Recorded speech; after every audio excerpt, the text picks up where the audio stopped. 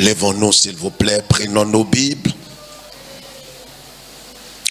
Je voudrais que tu comprennes ce qui arrive ce matin, parce que le Seigneur est sur le point de changer l'histoire de quelqu'un. Je ne te motive pas, tu n'es pas obligé de dire Amen, Dieu ne contraint personne. Genèse chapitre 25. Genèse chapitre 25. Genèse chapitre 25.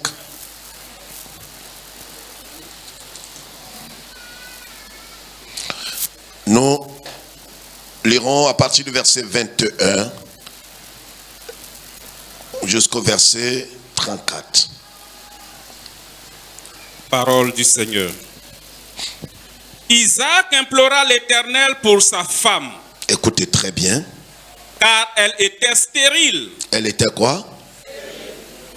Et l'Éternel l'exauça. Rebecca, sa femme, devint enceinte. Les enfants se heurtaient dans son sein.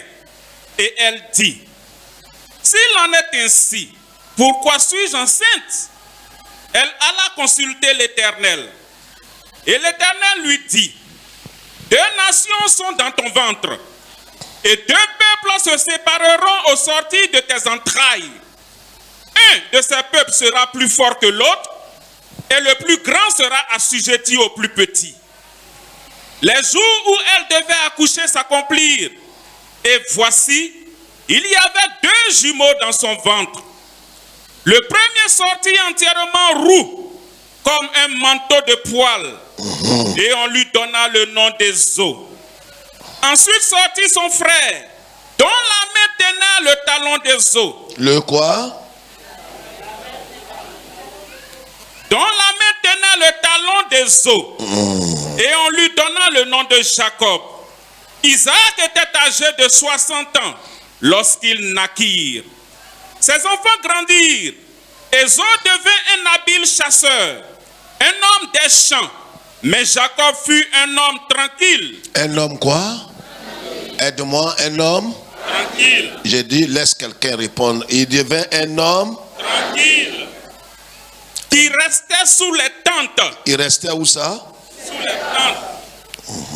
Isaac aimait Ésaü parce qu'il mangeait du gibier. Et Rebecca aimait Jacob. Comme Jacob faisait cuire un potage, Ésaü revint des champs accablé de fatigue. Accablé de? Fatigue. Et Ésaü dit à Jacob, laisse-moi, je te prie, manger de ce roux-là, car je suis fatigué. C'est pour cela qu'on a donné à Ésaü le nom d'Édom. Jacob dit, vends-moi aujourd'hui ton droit d'aînesse. Ésaü répondit, voici, je m'en vais mourir. À quoi me sert ce droit d'aînesse? Et Jacob dit, jure-le-moi d'abord. Il le lui jura et il vendit son droit d'aînesse à Jacob. Alors Jacob donna à Ésaü du pain et du potage de lentilles. Il mangea et but, puis se leva et s'en alla. C'est ainsi qu'Ésaü méprisa le droit d'aînesse. Amen. Amen. Veuillez vous asseoir.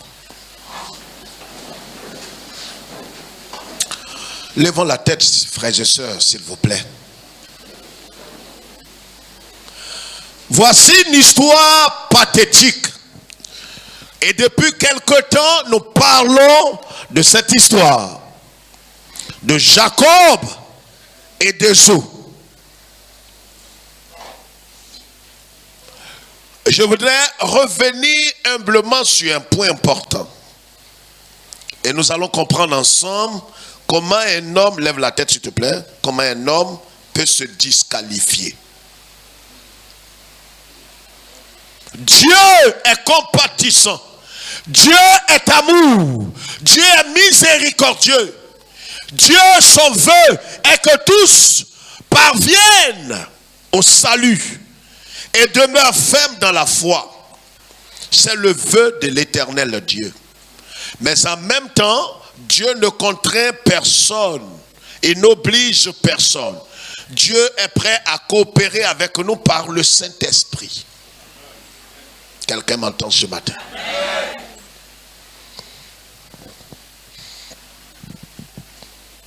La Bible dit, Isaac implora l'Éternel pour sa femme.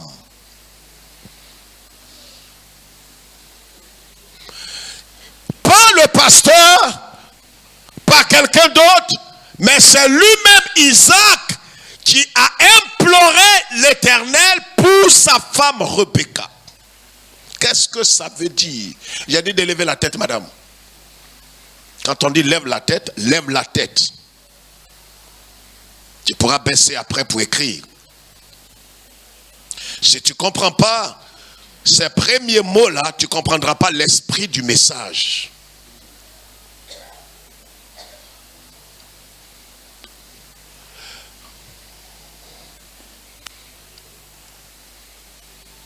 La femme d'Isaac,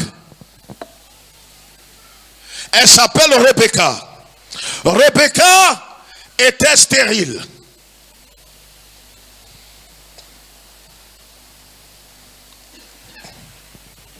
Isaac a imploré lui-même l'Éternel Dieu. Vous savez, quand vous êtes dans une préoccupation ou dans un besoin, n'attendez pas que les gens fassent le pas pour vous.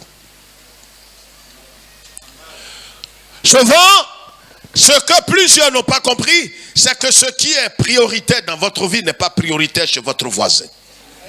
Je parle à quelqu'un ce matin. C'est pourquoi tu vois, si tu veux t'aligner sur le pas ou l'esprit de quelqu'un, c'est sûr et certain que tu resteras malheureux et misérable. Parce que ce qui te préoccupe n'est pas forcément ce qui préoccupe ton frère. N'est même pas forcément ce qui préoccupe peut-être ta femme ou ton mari. Isaac était le fils de son père, Abraham. Qu'est-ce qui va se passer? La Bible dit que sa femme était stérile et certainement que il y avait des sacrificateurs, des prophètes quelque part, mais il a jugé bon lui-même d'aller devant Dieu et de dire, Seigneur, voici ma situation.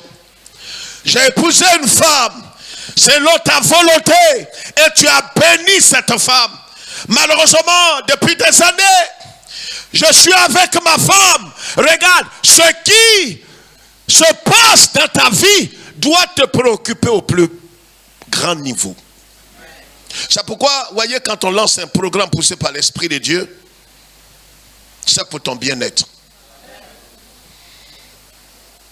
Si tu comprends la chose dans ce sens, alors tu vas arroser ta vie. Il a invoqué l'Éternel. Miraculeusement, Dieu a exaucé Isaac. Et suivez-moi très bien. C'est lui qui a invoqué l'Éternel. Et c'est ce qui n'est pas très souvent bien compris.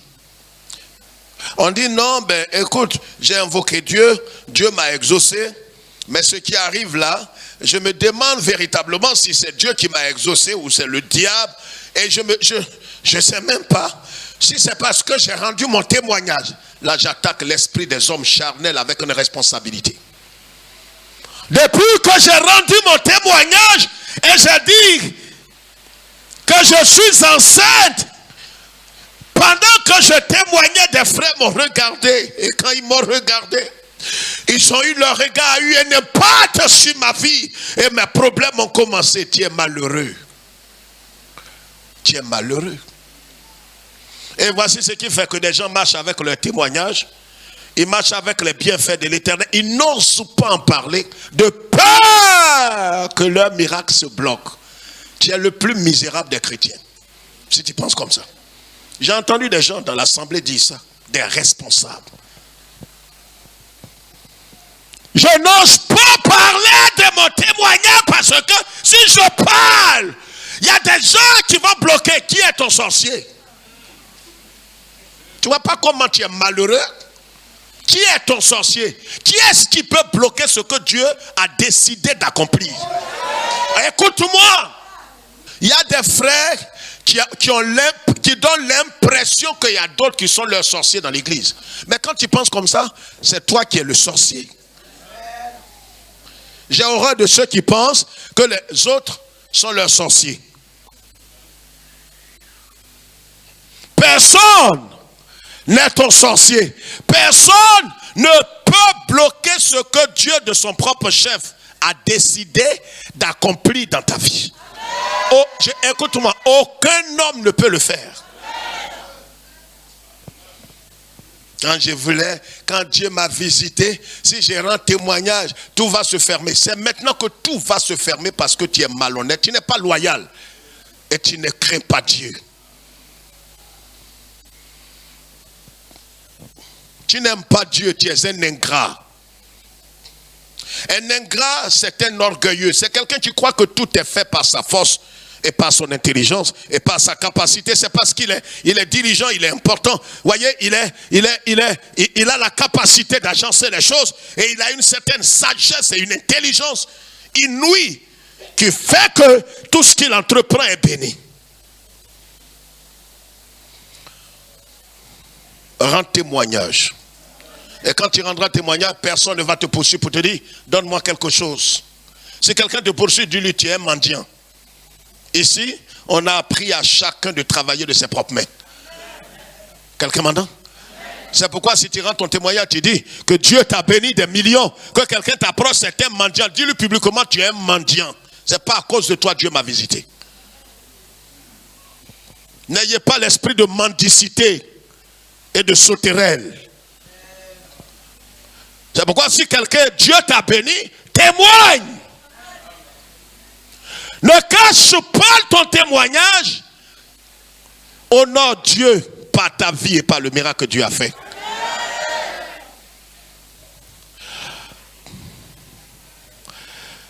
Rebecca, la parole de Dieu déclare qu'elle était tombée enceinte. Quand elle est tombée enceinte, par la vertu de qui? Quelqu'un faut m'aider. Par la vertu de qui? Aidez-moi. Et Isaac a invoqué l'Éternel et l'Éternel a fait quoi? A exaucé. C'est pas ça? Sa femme est tombée, hein? Elle est tombée, hein? Je ne sais pas, votre façon de répondre ce matin me déçoit. J'ai dit, elle est tombée, hein? Tu ne peux pas parler? Quelqu'un te regarde? Tu parles, on dirait quelqu'un qui va mourir les heures qui suivent. Quelqu'un te regarde, tu as un problème? Mais si tu as un problème, c'est ici, tout va prendre fin.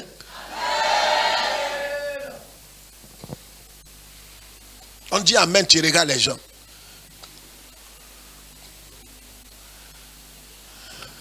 Dieu a béni cet homme.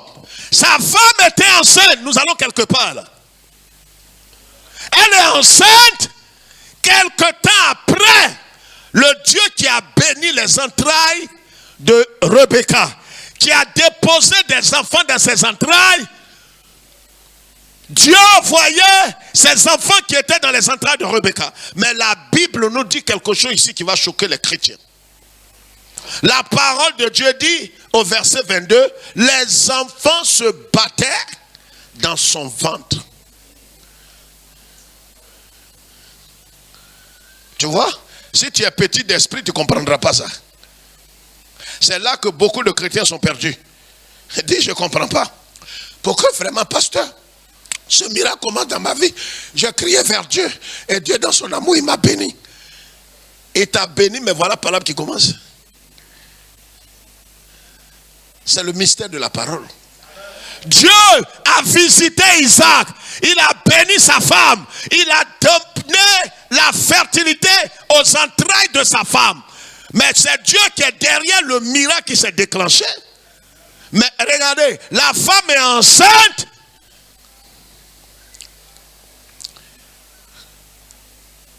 Et paradoxalement, on voit que les enfants que Dieu a donnés à Rebecca, ces enfants ont commencé à se boxer dans son ventre. Comment Dieu peut-il bénir quelqu'un et ça déclenche par l'arbre?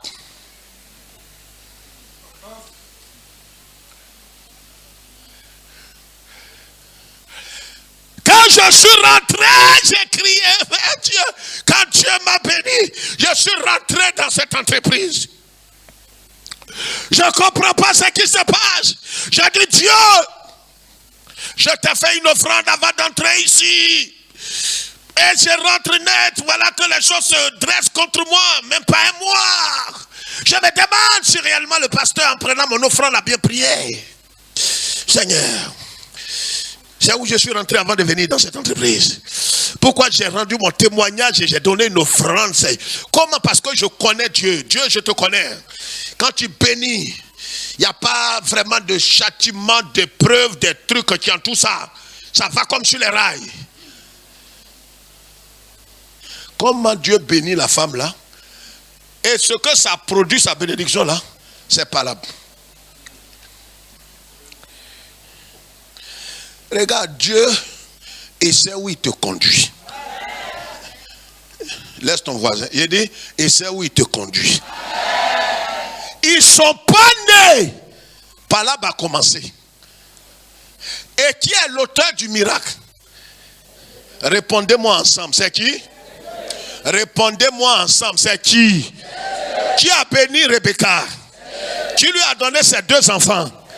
C'est Dieu ou bien c'est le diable? Mais pourquoi les enfants là se battent? Comment quelque chose que Dieu te donne, il y a pas de dessus.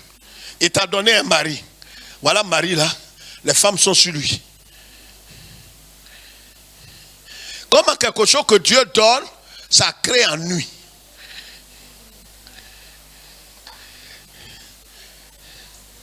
Ça mélange ou bien ça ne mélange pas? Hein? Ta bouche parle plus. Je dis ça mélange ou bien ça ne mélange pas? C'est là où on s'en va là. À la fin, tu te dis, Seigneur, est-ce que tu doutes maintenant si c'est l'Éternel qui est le donateur? Je parle à quelqu'un qui est avec moi. Tu commences à douter du miracle, de l'auteur du miracle. Éternel, est-ce que c'est vraiment toi? Mais vous voyez, quand les enfants ont commencé à se battre, Rebecca qui marche par l'esprit. Là, elle marchait par l'esprit. Elle n'est pas allée voir le gynécologue. Elle n'est pas allée voir. Je ne suis pas en train de dire à quelqu'un que si tu es enceinte, que tu as des problèmes, il ne faut pas aller voir le gynécologue. Il faut aller à l'église. Non, il faut respecter les choses. Voilà comment est-ce que des gens malades sont morts à l'église, dans les camps de prière. Soyez intelligents et soyez équilibrés. Quand il faut aller à l'hôpital, allez à l'hôpital. On dit non, tu es guéri, ne prends plus les médicaments. Ok, c'est vrai. Mais si tu es guéri, que tu ne dois plus prendre les médicaments, laisse le médecin. Qu'est-ce que Dieu, il a peur de qui? Laisse le médecin attester ça. Quelqu'un m'a appelé la semaine, Pasteur Kwame, j'ai parlé à plus de... je vais savoir si vraiment... on m'a interné 2 fois. Et maintenant, là où je suis maintenant, on m'a donné des médicaments, j'ai dit, je ne prends plus par la foi. Je ne prends plus par la foi. Il a dit, tu vas mourir. Pasteur Kwame, c'est toi-même ou bien c'est ton assistant? C'est moi-même. Tu vas mourir. Tu es fou. C'est folie là qui fait ça. Et mais c'est pas la foi. Par la foi, l'homme de Dieu, tu m'as pas bien. J'ai dit, c'est moi-même. Je te dis, prends les médicaments jusqu'à ce que le médecin atteste. Pourquoi vous voulez devenir fou comme ça? Médicaments que tu prends, en quoi est-ce que ça fait manque de foi? Maintenant, si Dieu, de façon spécifique, je vous ai dit que la parole de Dieu, c'est la volonté générale de Dieu. La voix de l'Éternel, c'est la volonté spécifique. C'est pourquoi il dit, si tu obéis à la parole de l'Éternel. Amen. Amen. Suiveur. Si tu obéis à la voix de l'Éternel, parce que la voix de l'Éternel va sortir de la volonté générale. La voix de l'Éternel s'adresse à toi de façon spécifique. C'est pourquoi quand tu entends la voix de l'Éternel, plus rien ne peut te résister. Tu ne marches pas simplement sur la parole de Dieu. Tu marches sur la parole de Dieu, mais sur la parole spécifique qui est le rhema de Dieu pour toi. C'est pas parce que Pierre a marché sur l'eau que tu ouvres la Bible. Et tu dis aujourd'hui même la parole s'accomplit. Non, c'est aujourd'hui tu vas te noyer. Rebecca, la Bible dit qu'elle s'est mise en route pour aller consulter l'Éternel. Elle sait que le miracle qu'elle porte vient de l'Éternel. Regarde, quand tu as reçu de l'Éternel et qu'il y a un problème, regardez, c'est comme Mercedes. Il y avait une voiture, une Mercedes. J'avais des petits soucis avec ma voiture. Je suis allé voir un mécanicien et il m'a donné un devis. Quelqu'un m'a dit, pasteur, tu vois, tu es un homme de Dieu, je crois qu'il faut aller à la source. Il dit, bon, c'est où ça? Il dit, va à la maison mère. Il dit, bon. Il dit, va maintenant faire quoi? Qu'est-ce que tu dois faire? Comment? Va à Mercedes, va déposer ta voiture là-bas. Ils vont faire quoi? Ils vont faire l'expertise. Je suis allé déposer ça là-bas. Quand je suis arrivé, les mécaniciens, ils parlent, non, c'est l'embrayage, c'est joint de quoi, Je suis allé déposer là-bas. Ici, les mécaniciens, ils m'ont parlé d'une affaire de 65 000 autour. J'ai trouvé que c'est un ami, pasteur. Il m'a dit quoi, mais va déposer ça à la maison mère. Je suis allé déposer voiture là. Écoute-moi, hein, à la maison mère, et c'est bien fait. Les gens m'ont dit, monsieur Nguessan, allez, vous repassez, on va vous donner la facture. Et autour, voilà. Vous revenez demain. Je suis revenu. Ils m'ont fait asseoir. Ils sont allés tirer les papiers. Avec, comment on appelle ça? Sticker. Quand ils ont dit qu'ils envoient le devis, comme c'est maison mère, j'ai pensé à un truc de 100, 150 000 autour. Frères et sœurs, le devis qui est sorti, 975 000. Quand j'ai vu, il me dit voilà, bon ben voilà. Alors donc si vous êtes prêts, on commence la réparation. Et que la voiture est totalement abîmée. Alors ce qu'on va faire, vous allez nous accorder quelque temps. Dans mon cœur, comment je vais faire pour sortir là? C'est pas réparer voiture là. Il a réparé ça comment? Ce qu'ils sont en train de dire là, j'ai pas le tiers. Il ne reste pas là-bas. Je connais où il y a la solution, mais je prends des raccourcis. Voilà l'attitude de certains chrétiens. Au lieu d'aller à la source, l'auteur de la vie, ils veulent des tremplins. Ils savent à l'intérieur d'eux-mêmes que là où ils vont, ils n'ont pas gain de cause véritable qui est éternel. Ils choisissent ce qui est urgent au détriment de ce qui est éternel. Quand je suis sorti de là, ils m'ont dit, vous revenez quand, monsieur Nguessan? J'ai dit, oui, je vais voir. Autour étant, ben, faites vite pour qu'on commence. La voiture a beaucoup de soucis. Autour, ils ont enlevé déjà les pneus autour ça étant. J'ai dit, remettez les pneus. Comme je suis jusqu'au dos cuit, je vais essayer de voir tout ça. Remettez les pneus. Ils ont remis tout. Je me suis débrouillé. Il y a 2 plateaux là-bas. Québec. Je suis arrivé. Garé voiture. Là. Il a appelé les mécaniciens là. Ce que j'avais dit, ils ne voulaient pas d'eux là. Ils sont venus, oui mon vieux. Hein? Depuis bon, t'as parlé, faut faire, on va commencer. Commencer même. Commencer. Je suis allé ailleurs, j'ai vu. Je ne sais pas si voiture, ils vont recréer ça. Commencez. Faites tout. Je suis dit, mais c'est nous, on connaît ça. J'ai dit, faites. Mon frère, je préfère me débrouiller avec ça. Mais ce n'était pas la bonne voie. La même voiture, ce que les gens ont dit m'a rattrapé. Ça a pris feu devant l'ENA. J'ai failli mourir. Vous savez, vous pouvez échapper un temps soit peu à ce. C'est pour ça que je te dis, écoute-moi. Ne parle pas en l'air. Je n'ai pas voulu la solution définitive. J'ai voulu un tremplin qui m'arrange selon mes moyens, mes capacités. Ils m'ont laissé faire. Et j'ai compris plus tard que ce que les gens avaient dit, c'était pour mon bien-être. C'était cher, mais c'était pour mon bien-être. J'ai failli mourir. La voiture a pris feu. Comment faire pour sortir? Je prie que tu n'empruntes pas cette voie que j'avais empruntée. Paye le prix et sois prêt véritablement à marcher conformément à ce que Dieu te dira. La Bible dit que Rebecca est allée vers l'Éternel. Elle a consulté l'Éternel.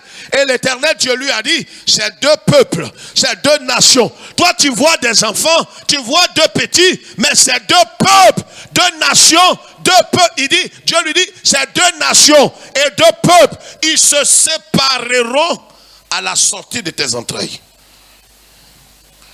Aïe. Mes enfants là, c'est deux pays, c'est deux peuples. Et les deux vont se séparer. Qui va les séparer? Quand les enfants se battaient dans le vent de Rebecca, je demande au peuple de Dieu et ceux qui lisent la Bible, est-ce que Dieu voyait ça? Répondez-moi de tout votre cœur. Ne réponds pas à quelqu'un, réponds-toi. J'ai dit, est-ce que Dieu voyait ce qui se passait dans la vie de la femme? Mais il voit, pourquoi il ne parle pas? Il y a des choses que Dieu voit. Il y a des choses qu'il ne voit pas. Il voit tout. Il sait tout. Mais il n'interviendra pas. C'est lui qui a béni Rebecca.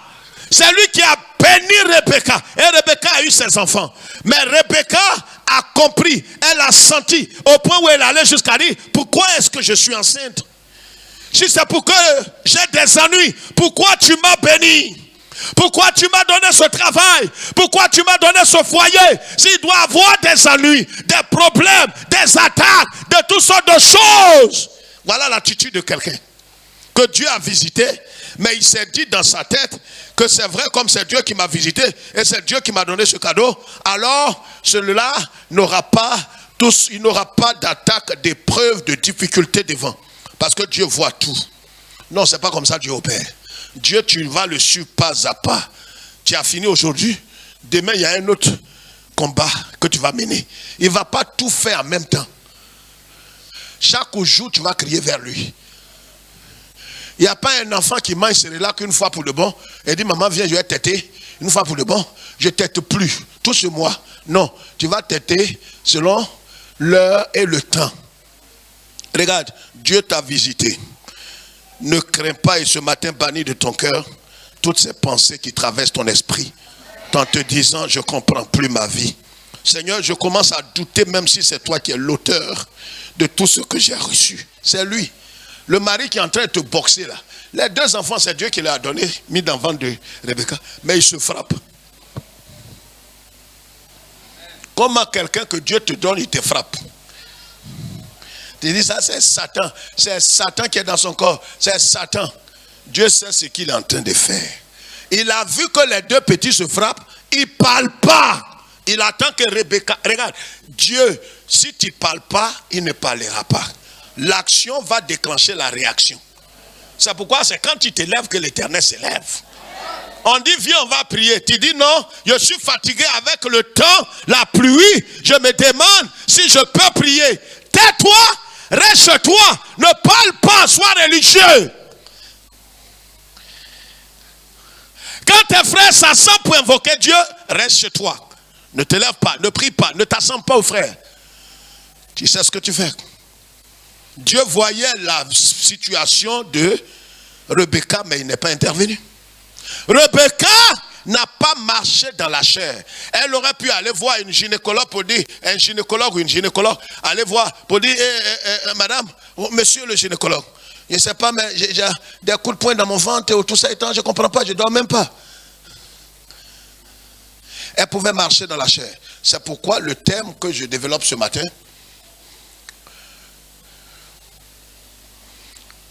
la marche selon la chair vous disqualifiera de la course. la marche par la chair vous disqualifiera de la course. Il y a une course dans laquelle nous sommes, frères et sœurs. C'est pourquoi Saint Paul dira, j'ai combattu le bon combat. J'ai combattu le bon combat. J'ai achevé la course. J'ai gardé la foi. Mais il y a des principes et des valeurs dans le combat. Si quelqu'un ne court pas selon les règles établies, il sera disqualifié. Il sera disqualifié.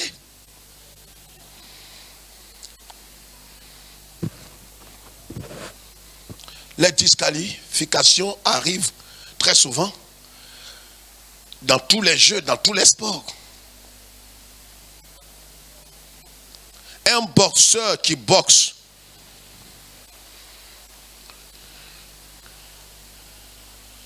qui donne un coup bas sous la ceinture, alors il vient d'enfreindre au règlement établi. Il est disqualifié. C'est vrai que celui qui l'a frappé là s'est évanoui. Apparemment on dira il a mis KO. Mais celui qui l'a mis KO là, il est disqualifié. Il peut être suspendu pour un temps. Laissez-moi vous dire quelque chose de très effrayant ce matin. Mais pas pour vous effrayer. La course dans laquelle nous sommes, madame, regarde ici mon frère. Regarde ici, monsieur. La course dans laquelle nous sommes, il y a des règles qui sont établies. Tu peux courir et arriver ici. Mais tu n'as pas couru selon les règles. C'est pourquoi le Seigneur dit, au dernier temps, le dernier jour, certains viendront pour dire, Seigneur, nous avons combattu. Nous voilà ici, Seigneur. On a achevé. On a achevé. On est ici parce qu'on a triomphé, Seigneur. La Bible dit, le Seigneur prend le livre, il examine. Il voit que ces messieurs n'ont pas combattu selon les règles. Le tout ne suffit pas de prier. Le tout ne suffit pas de courir. Le tout ne suffit pas de danser. Le tout ne suffit pas de louer. Est-ce qu'on le fait selon les règles établies? Tu seras disqualifié. Prenons garde. Faisons très attention. Caïn et Abel, ils sont venus devant Dieu pour dire, Père. Il dit, Caïn, va d'abord, Dieu. Va d'abord, Caïn. Il dit, Père, tu vois, mon frère et moi, nous sommes venus t'adorer. Parce que tu es comme toi, Seigneur. Il n'y a personne dans le ciel et sur la terre comme toi. Vous savez, vous pouvez dire des bonnes paroles. Vous pouvez grossir votre voix. Vous pourrez trafiquer la voix. Vous pourrez tout dire des paroles ajustées, à chanter, des paroles chocolatées, des paroles mielleuses. C'est parce que Dieu regarde. Il voit si vous avez fait ces choses selon les règles. C'est de cela qu'il s'agit.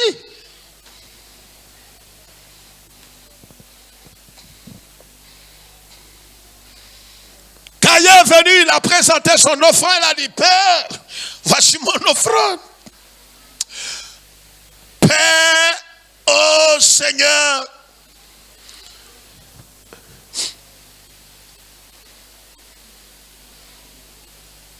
oh Père, ne compte pas.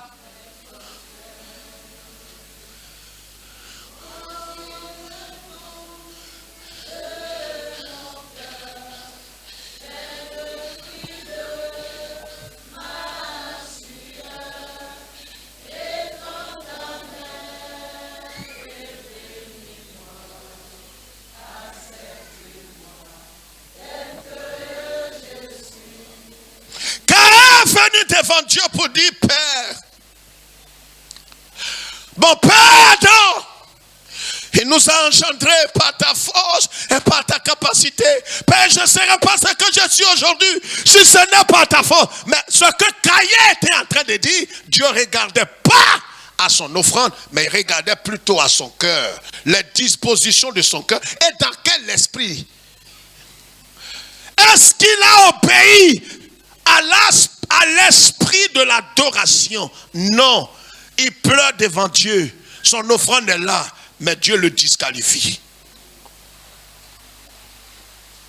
Il aura des tragédies à l'horizon. Il aura des choses surprenantes.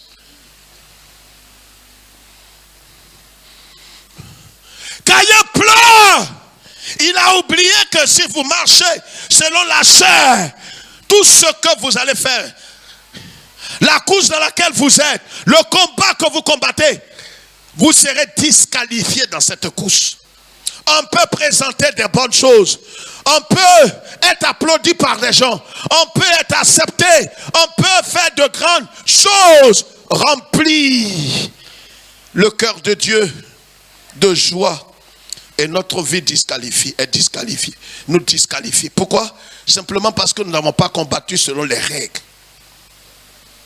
C'est pourquoi Saint Paul dit en Galates chapitre 5, pour ceux qui prennent note, Galates chapitre 5, le verset 7. Nous lisons cette partie. Lisons cette partie de l'écriture.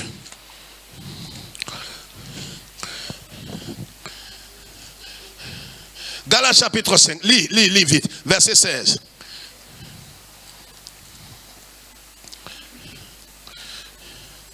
Je dis donc, marchez selon l'esprit et vous n'accomplirez pas les désirs de la chair. Voilà ce que dit Saint Paul par l'Esprit de Dieu. Marchez pas pour marcher. On ne marche pas pour... On dit tu vas où? Il dit non, je marche. Tu vas où? On ne marche pas pour marcher, frère. La marche que tu es en train de mener, si elle est faite selon la chair, elle va te disqualifier. C'est vrai que tu marcheras, les gens vont t'apprécier, les gens vont t'honorer, mais ta marche va te disqualifier. C'est pourquoi, frères et sœurs, ce matin, entrons en nous-mêmes. Ce n'est pas ce que les gens disent de nous. Ce que les gens disent de nous a de la valeur, mais ne va pas déterminer ton lendemain. Les gens peuvent dire des choses. Ils ont dit de Jésus, tu n'es pas le Fils de Dieu. Ils ont dit de Jésus, toi tu es un démon. Ils ont dit de Jésus, tu es Beelzébul. Ça n'a pas impacté la vie de Jésus. Les gens peuvent dire des choses de toi. Ça a de la valeur, mais pas plus de valeur que ce que toi tu es en train de poser comme un acte. Quelle est ta marche devant Dieu? Tu marches selon l'esprit ou selon la chair? Oh, la Bible dit, la chair a ses désirs qui sont contraires à l'esprit de Dieu. La chair a des pensées, la chair a une volonté, la chair a ses désirs, ses envies, sa volonté propre. La volonté de la chair, nous l'avons dit, c'est tout ce qui dans l'homme s'oppose à la volonté de Dieu. La nature adamique a un caractère, a une volonté. Et la volonté de la chair est opposée à la volonté de l'esprit. C'est pourquoi quiconque décide de marcher selon la chair, aux yeux des hommes, aux yeux des religieux, aux yeux de la religion, il peut paraître juste et religieux. Il peut paraître bon et juste. Mais aux yeux de Dieu, il est disqualifié. C'est pourquoi faisons très attention, frères et sœurs. Quand Rebecca a eu ses problèmes, elle a jugé bon, pas de marcher selon la chair, mais elle a marché selon l'esprit. Elle est allée voir Dieu pour trouver la solution. Marcher selon la chair va vous exposer à emprunter des raccourcis, à emprunter ce qui est urgent, à marcher selon l'urgence, à marcher selon votre pensée, à marcher selon vos désirs. Ça peut satisfaire quelque chose du moment, mais ça va vous disqualifier pour l'éternité.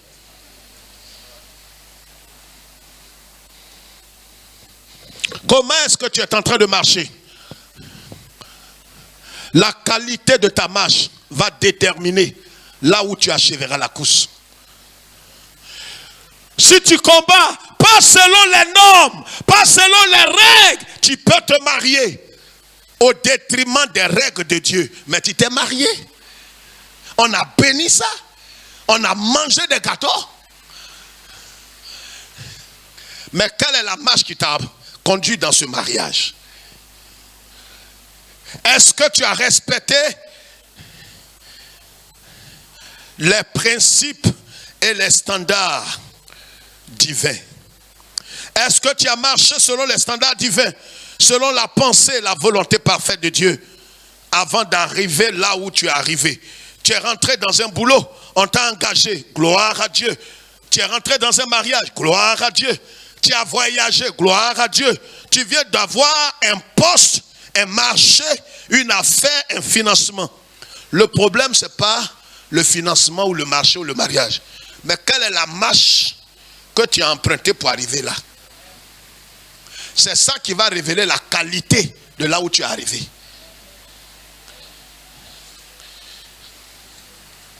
La marche. Non, pasteur, c'est ce que mon frère a fait. J'ai emprunté la même voie. Quand mon frère a fait, j'ai vu que les choses étaient prospères dans sa vie. J'ai emprunté la même voie, homme de Dieu, pour arriver à mes fins. Mais la marche, selon ta volonté propre et selon la chair, te disqualifiera. C'est Paul dira, j'ai combattu. Allons-y. Lisons ce passage, prenons ce passage. Philippiens chapitre 3, verset 19. 1 Corinthiens 9, verset 27. 2 Timothée chapitre 4, verset 7. 2 Timothée, lis 2 Timothée. Après on va lire ces versets rapidement. Allons-y très vite. Allons-y très vite, pasteur. 2 Timothée chapitre 4, verset 6 jusqu'au verset 8.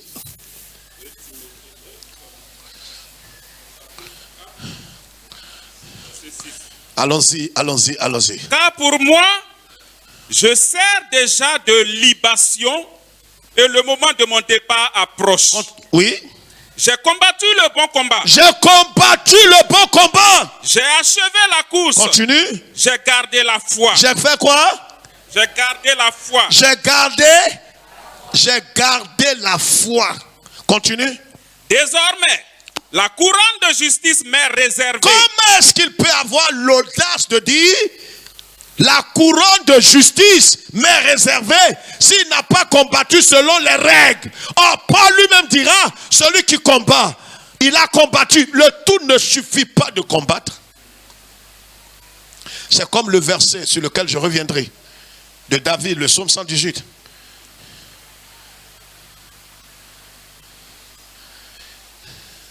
Je ne mourrai. Il dit je ne mourrai. Et pas point. Point, ça veut dire il ne va jamais mourir. Je ne mourrai pas. Je vivrai. Mais le verset ne s'arrête pas là. Regarde-moi quand je te parle. Si c'est je ne mourrai pas, je vivrai, ça ne veut rien dire, ça ne nous concerne pas. Tu ne mourras pas, ça c'est un fait. Tu vivras, c'est la conséquence logique. C'est pourquoi tu es sur terre. C'est pour proclamer, témoigner. Si ce n'est pas pour témoigner que tu vis ta vie est inutile. Je reviendrai sur ça. Le tout ne suffit pas de vivre. Ta vie apporte quoi? Il y a des gens qui ont tout mais ils sont inutiles. Mais tu es là, je vous ai parlé de ce monsieur 969. Il a 969 ans.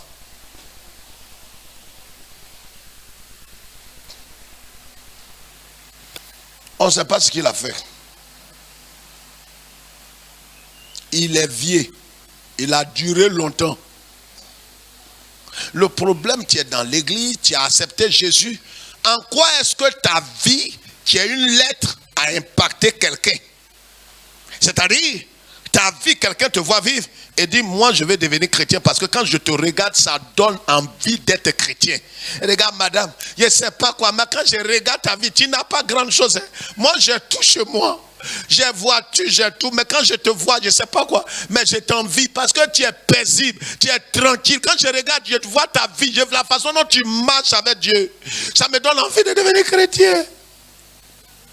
Parce que ta vie est devenue une lettre vivante.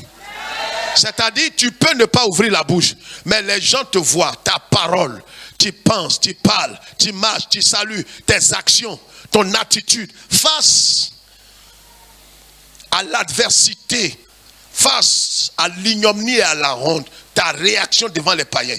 Ils regardent, ils discernent, ils savent que toi tu es de Dieu.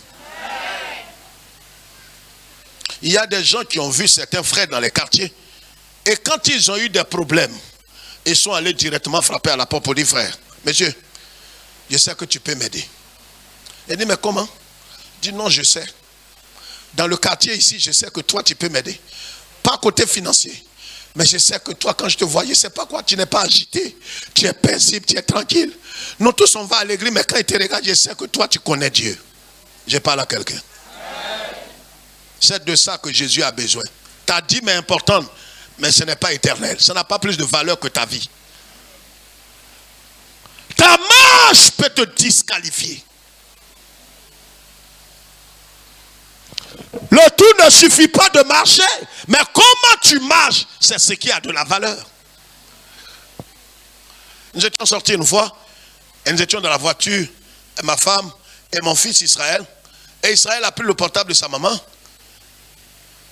On allait d'un lieu à un autre lieu. Il a dit: papa, on cherchait le lieu. Il a dit: je vais mettre le GPS. Et ça va nous indiquer le lieu, papa. On a dit: mais, il a pris tac, tac, tac, tac. Je connais l'endroit.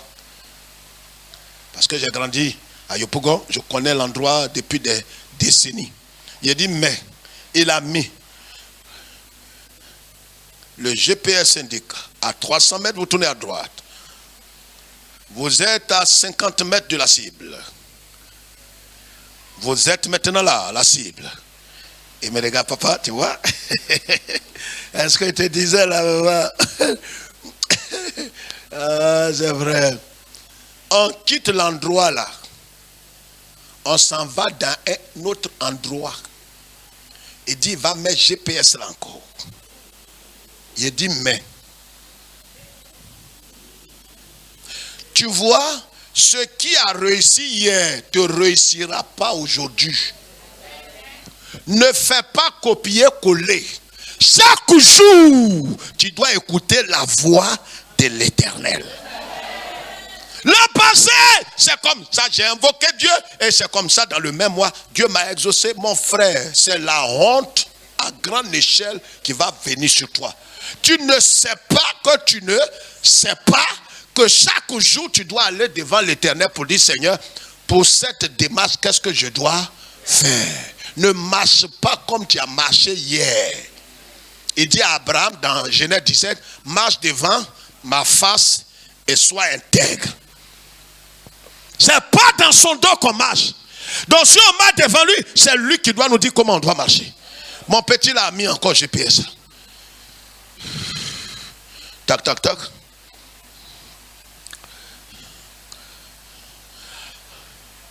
J'ai vu l'endroit il y a longtemps. Et cette fois-ci, j'ai oublié où l'endroit se trouve. Il dit: son GPS là va nous montrer. On est parti. On est parti.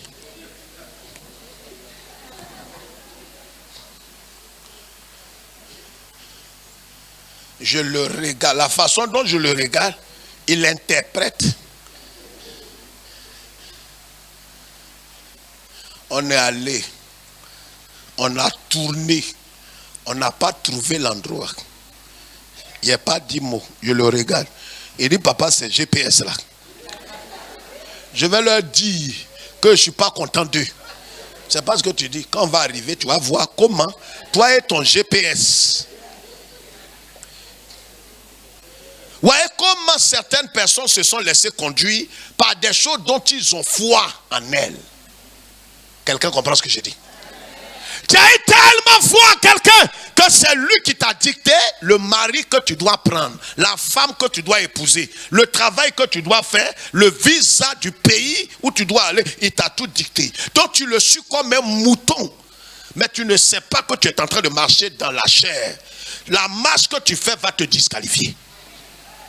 Ne suis pas les hommes, suis la parole. Tu peux écouter les conseils, mais écoute les conseils à la lumière de la parole irréversible de Dieu. Écoute la voix du Seigneur. Quelqu'un peut te parler, mais si ce qu'il dit contredit la parole de Dieu, choisis la parole de Dieu. Ne marche pas selon la chair, tu seras disqualifié. J'ai appelé mon ami. Il m'a dit, mais viens comme ça. Et viens là. On est à 50 mètres du lieu. Je vois. Il dit, papa, j'ai mis encore GPS. Il dit, si tu dis ça encore, il faut prononcer encore une seule parole. Ton GPS et toi, vous allez descendre.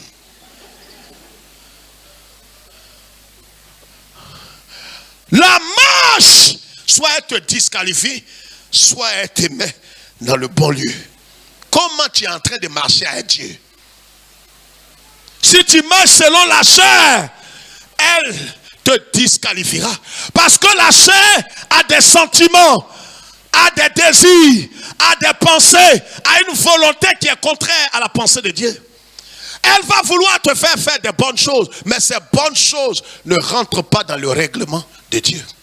Ce n'est pas tout ce qui est bon qui honore Dieu. Comment tu es en train de marcher dans tous les aspects de ta vie? Vous savez, la marche demande quoi? Le renoncement total. Quand tu es en train de marcher avec Dieu, renonce à toi-même. Sois caractérisé par le renoncement absolu. C'est pourquoi Jésus dit en Luc 9, si quelqu'un veut venir après moi, s'il veut marcher à mes pas, il veut marcher avec moi, qu'il renonce à sa volonté, qu'il renonce à son orgueil, qu'il renonce à son moi. Tu ne peux pas marcher avec Dieu si tu n'es pas caractérisé par l'humilité. Deuxième point. Le renoncement 1, l'humilité 2. Tu n'es pas humble, tu ne peux pas marcher avec Dieu.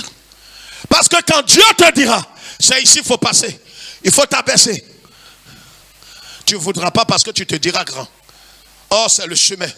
La marche avec Dieu est humiliante très souvent. Parce que regarde, tu seras dans l'obligation de donner raison à ceux qui ont tort. Parce que le Seigneur est avec toi. Et parce que tu as renoncé, Dieu te demande de renoncer à toute ta gloire, ton honneur, ta dignité. Et donner gloire à son nom. Paul dit, j'ai combattu le bon combat. J'ai achevé la course. J'ai gardé la foi. Pourquoi? Parce que j'ai combattu selon les règles. C'est pourquoi la couronne, il était sur terre. Il n'était pas un vantard. Il n'était pas un prétentieux. Il dit la couronne de justice m'est réservée. Qui est-ce qui peut dire ça aujourd'hui? Il faut qu'on en arrive là. La façon dont tu es en train de marcher aboutira certainement à satisfaire tes besoins, mais va te disqualifier.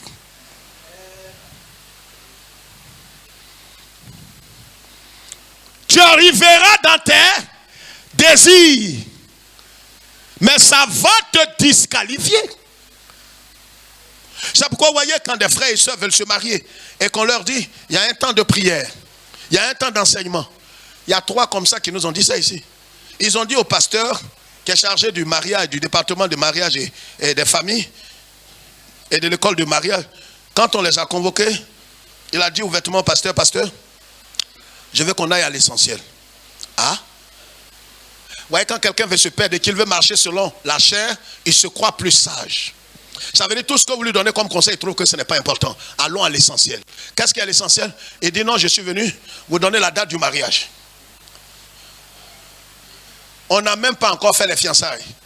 Lui et sa fiancée, vous voyez comment les gens sont. Et c'est pourquoi ne soyez pas surpris quand les gens échouent et divorcent. Regarde, le moyen que tu es en train d'utiliser pour ruser avec l'église va se retourner contre toi. Les moyens que tu utilises pour marcher, ta manière de marcher, si c'est selon la chair, elle va t'exposer, te disqualifier. Il a dit ouvertement au pasteur, allons à l'essentiel. Le pasteur lui a dit, mais non, il y a un temps ou une étape où on va t'enseigner. Il dit non, pasteur, je crois qu'on peut faire tout ça après. Il faut qu'on se marie maintenant. Parce que si vous ne voulez pas le faire vraiment, on sera dans l'obligation d'aller faire ça ailleurs. Vous voyez, les gens font du chantage. Or, je n'accepte pas le chantage. Si vous acceptez le chantage, vous êtes déchus. C'est un jugement pour vous. Ne permettez jamais à quelqu'un d'insulter Dieu sous vos yeux. Le pasteur a dit, si vous ne pouvez pas marcher selon les règles et les principes établis, vous allez faire votre mariage hors. Or, il avait déjà enceinté la fille. Il voulait qu'on célèbre rapidement avec précipitation le mariage sans passer par toutes ces choses. Là, on dira, ils se sont mariés. C'est dans le mariage, il a connu la fille et elle est enceinte. On sait tout ça. Mais on sait que ça va se retourner contre toi pour l'éternité. On sait. Et on n'a pas peur. C'est pourquoi l'acte que tu es... C'est pourquoi, frère, ne suivez jamais un frère, fût-il pasteur ou ancien de l'église. Si la façon dont il marche ne correspond pas à la parole de Dieu et qu'il te dit, c'est vrai, la Bible dit ça. Il est en train de relativiser la parole de Dieu. Il dit, c'est vrai, la Bible dit, mais tu vois, on est dans les derniers temps. Moi, j'ai entendu 3 pasteurs me dire ça. Si les 3 pasteurs là vont en enfer, c'est que moi aussi je vais aller en enfer. Quand quelqu'un arrive à ce niveau, méfiez-vous de lui. C'est un djihadiste spirituel, un kamikaze. Sa vie n'a plus de valeur. Il est dans le système des eaux. Un jour, je vais vous expliquer le système des eaux. C'est le système qui habite plusieurs chrétiens évangéliques.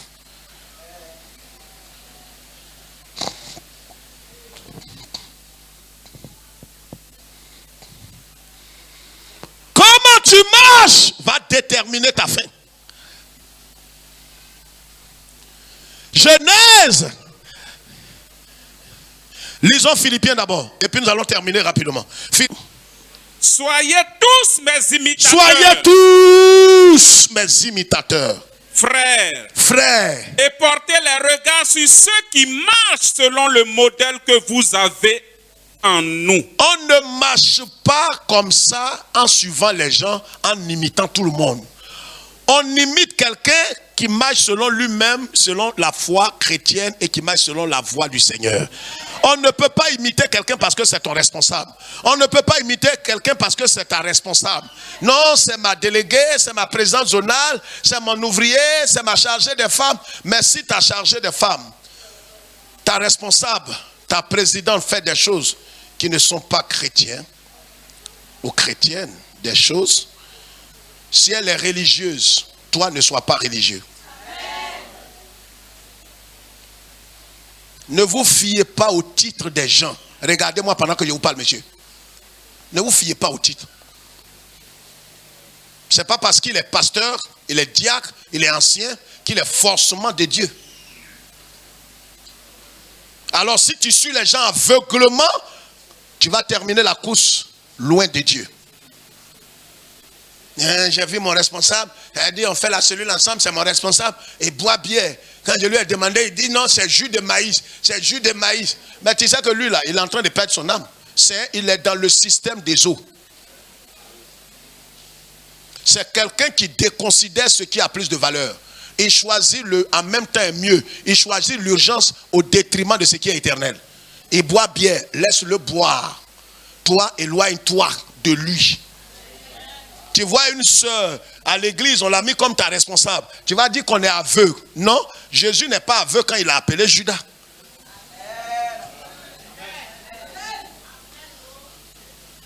Il n'est pas aveugle, il n'est pas fou. Il a appelé Judas. Il a discerné des bonnes choses en Judas. Il savait que Judas pouvait, si Judas marche conformément à sa parole, Judas allait être un canal. Mais quand Judas est venu, Judas a voulu marcher selon la chair. Donc il a été disqualifié. Donc Dieu peut t'appeler et c'est pourquoi il t'a appelé. Mais toi-même tu peux te disqualifier. Qu'est-ce qu'il dit? On termine. Allons-y.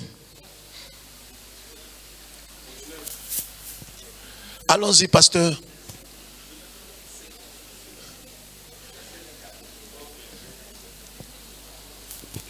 Le Philippiens, là, tu n'as pas fini. Quelqu'un à la page? Philippiens? Philippiens 3? Tu peux lire? Quelqu'un, j'ai dit quelqu'un d'autre lit Genèse.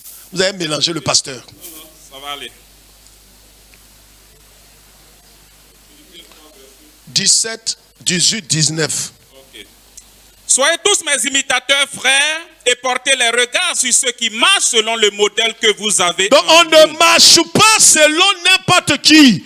On ne marche pas selon le pasteur. On ne marche pas selon le bishop. On ne marche pas selon le prophète. On marche selon ceux qui ont gardé la foi et qui marchent conformément à la parole de Dieu. Faut pas dire, c'est pourquoi les titres là, sur la chair, on abandonne tout ça. C'est pas une affaire de titre. Il peut avoir le titre et puis être disqualifié. On ne marche pas forcément parce qu'il est mon responsable. Je marche conformément à ce qui est bon en lui. Ou sa bière qu'il boit là, je ne bois pas bière. Il veut boire vin, il n'a qu'à boire, il va mourir, ses poumons vont être perforés. On convoque une veillée de prière révélée par Dieu, il ne vient pas. C'est pas parce qu'il ne vient pas que moi je ne vais pas venir. Vous comprenez ce que je dis là? Le salut est collectif. Allons-y. Car il en est plusieurs qui marchent en ennemis de la croix de Christ. Ils marchent, mais ils marchent comme des ennemis. Le problème, le tout ne suffit pas de marcher. On le voit à l'église, il est en train de marcher. On le voit au travail, il est en train de... Mais il marche comme quoi? Un ennemi ou bien un ami de Christ. Voilà le problème. Ceux qui suivaient, regarde ici mon frère, ceux qui suivaient Jésus, ils marchaient ou bien ils ne marchaient pas? Les 12, ils marchaient ou ils ne marchaient pas? Réponds-moi. Ils marchaient ou bien ils ne marchaient pas? Ils marchaient, mais il y a un parmi eux qui marchait en ennemi de Christ. Mais il le suivait. Il avait un titre. Il avait une responsabilité. Regarde, la marche, la qualité de ta marche, c'est ce qui va caractériser ton destin. La façon dont tu vas finir est liée à la façon dont tu marches aujourd'hui. Si quand tu quittes ici, tu vas faire des choses louches, cachées, tu as un double visage, un double langage, tu as un masque que tu portes, quand tu quittes ici, tu sais la vie que tu mènes dehors, ça va te rattraper, ça va t'exposer. Sois la gentille femme à l'église, parle en langue, quand tu arrives à la maison, tu insultes ton mari, bâtard, imbécile, tu ne me mérites pas. Tu es un homme chien, tu es un homme chien, tu es un homme chien. Et là, monsieur, c'est pas moi. Mon corps est purifié. Toi, ton corps là. Tu fais honte aux chrétiens. Tu as insulté ton mari, chien, bâtard. Quand tu viens ici, oh Seigneur, voici ta servante. Je me prosterne devant toi, Seigneur. Les uns même disent, Père, on n'a qu'à la blesser. Tuons lui là, comédien, traite. Mais quand tu viens à l'église, tu marches comme ça, bien voilé, tu pries, oh, même dans la prière, tu choques. Tout ça, nous on prend. Ton mari, s'il vient ici, on te dit ce matin, ton mari est là. Ah bon? Il est venu chercher quoi? Aïe. Donc ta prière n'est pas qu'il se convertisse. Il a reçu le témoignage de 2, 3. À l'époque, on allait rendre visite au mari d'une sœur. C'était ma déception. On était ici, on croyait que le monsieur là après, Satan c'est lui. Que c'est le neveu du diable. De toute façon, la femme là parlait de son mari. On arrive là-bas, on le surprend. Qui ne va pas vous recevoir? Mon mari là, il est comme dragon. Papa, au nom de Dieu, c'est un bonhomme. Je ne sais pas. Quand vous arrivez là-bas, vous allez voir. Le monsieur sert à boire, il fait tout. Pasteur, ça fait longtemps. Ma femme, vraiment tant. En tout cas, s'il y a des cotisations, il y a des choses à l'église. Je vous dis, tu frottes tes yeux. Non, ça ne fait pas rire. Tu te demandes si c'est l'homme là dont ta fille là te parle. Vous voyez la marche? Vous voyez la marche? Comment certains seront surpris au dernier jour? Des hypocrites en peau de brebis. Regarde. la façon dont tu marches va révéler ta vraie nature sur cette terre. Et va te disqualifier. Le monsieur a commencé à parler. On croyait que c'est parce qu'il nous a vus. Dit non, mais est-ce que vraiment... On tombe des nues. Il nous accompagne. Mais à la porte. Pasteur, ce que je peux vous demander, vraiment, je ne peux jamais empêcher ma femme d'aller à l'église. Jamais. Seulement ce que je dis, c'est que ma femme ne me traite pas de temps, et que vraiment, bon ben, qui sait si un jour je ne vais pas prier à vous? Qui sait si un jour... Frère, je vous dis en tant que pasteur, tu deviens petit dans tes souliers. J'ai commencé à douter des femmes. C'est-à-dire des gens, quand quelqu'un vient me parler de son mari, qu'il est le neveu de Satan, il commence à prendre mes dés. C'est fini.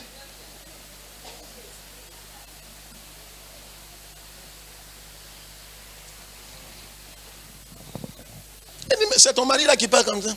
Elle dit, on dirait que c'est pas elle, vous avez vu là qui fait ça. Pas, non, on l'a surpris. Le monsieur après, on l'allait le voir. On peut le croiser à Yopougon. On le croise tant. On l'appelle. On veut le surprendre pour voir son vrai caractère. Oh, c'est notre soeur là. Sa façon de marcher à la maison est différente de la manière dont elle se comporte à l'église.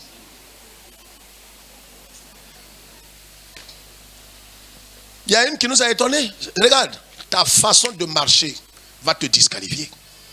Pourquoi des sœurs sont ici et le monsieur ne veut pas les marier légalement? Ce n'est pas tous les cas. Mais il y a un cas insolite que nous avons vu. Mais pourquoi tu ne veux pas marier notre fille autour? Oui, monsieur le pasteur, votre fille, je sais. Nous tous, nous sommes les enfants de Dieu. Catholiques ou protestants, on est tous enfants de Dieu. Quand c'est comme ça, il faut le laisser parler. On n'est pas tous enfants de Dieu, on est tous créatures de Dieu. On devient enfants de Dieu à ceux qui l'ont reçu. Jean 1, 12. Donc, quand c'est comme ça, laisse-le parler. Il a parlé, bon, ben, tu vois, ma femme, bon, prépare. Non, que après le culte, je suis fatigué. Hein? Bon, même, pasteur. Vous comprenez, pasteur? Il a dit, il ne comprend pas. Ah, mais l'homme de Dieu, hein? Même pour choses, hein? C'est pas facile avec ma femme. C'est quoi ça? Ah, je vais voir clair dedans. Pas ici, là, on enseigne tout. Le culte, là, on a dit qu'il faut faire le culte. Tu comprends le langage? Les petits, ils ne comprennent pas ça. Avant de venir adorer Jéhovah, le petit Seigneur te dit de venir, vous allez célébrer le grand Dieu. Donc tu vas, et lui va au palais, il vient. Et vous venez ensemble pour bénir le très haut. Donc on peut faire le culte avant le culte. Il ne faut pas dire non, c'est le jour du Seigneur, que le jour est saint. Les hommes à qui vos femmes disent ça. C'est le jour du Seigneur. C'est le jour du Seigneur. C'est le jour du Seigneur. Et moi, je suis qui de qui? Je suis l'homme de qui? Je ne suis pas l'homme du Seigneur. Mais c'est l'homme du Seigneur qui veut faire l'œuvre du Seigneur. Le jour du Seigneur. Avant le jour même du Seigneur. Donc dimanche matin, il y a des soeurs ici. Leur mari ne peut pas les toucher. Jour du Seigneur, encore, tu es tué mon corps. Ce n'est pas nous qui n'avons enseigné ça. Tu es religieuse. Ton mari, s'il peut te...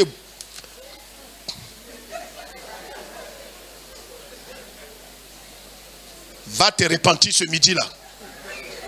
Fais-lui une offrande.